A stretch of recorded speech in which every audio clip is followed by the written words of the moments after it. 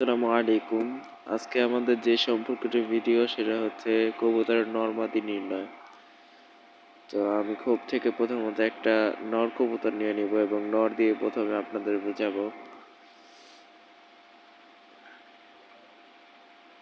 আমার হাতে যে কবুতরটা দেখতে পারতেছেন এই একটা নর কবুতর। এখন নর কবুতর চেনার উপায় কি? নর কবুতর চেনার উপায় সর্বপ্রথম চেনার উপায় হচ্ছে তার স্বাস্থ্য। কবুতরটার এই যে চোখ এবং পাখা।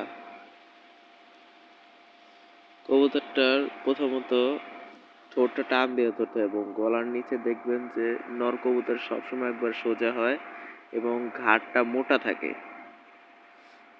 এই দুইটা জিনিস খেয়াল রাখলেই মোটামুটি নর কবুতর চেনা যায় এবং নর কবুতরের স্বাস্থ্যটা তুলনামূলকভাবে ভালো থাকে। কবুতরটা ছেড়ে দিলাম এবং এই যে আমার হাতে পরবর্তী যে কবুতর এই কবুতরটা হচ্ছে একটা মাদি কবুতর।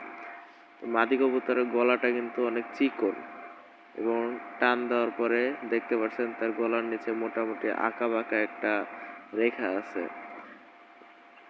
এবং নরের তুলনায় মাদির গলাটা সবসময় চিকন থাকে। এখন মোটামুটি কবুতর আটকানোর সময় হয়ে আসছে কিন্তু দুইটা কবুতর এখনো নামেনি। এই কবুতরটা এই ছাদ ওই ছাদ ঘুরতেছে।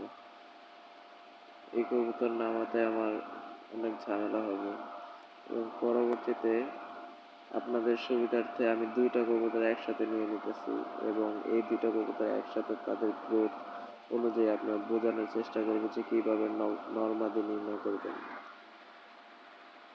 আমার হাতে দেখতে পারতেছেন দুইটা কবুতর, যে দুইটা দিয়ে আপনাদের বোঝালাম এই দুইটার মধ্যে একটা হচ্ছে কালোটা হচ্ছে নর এবং যে ফাটা কবুতর আছে ওটা মাদি কবুতর।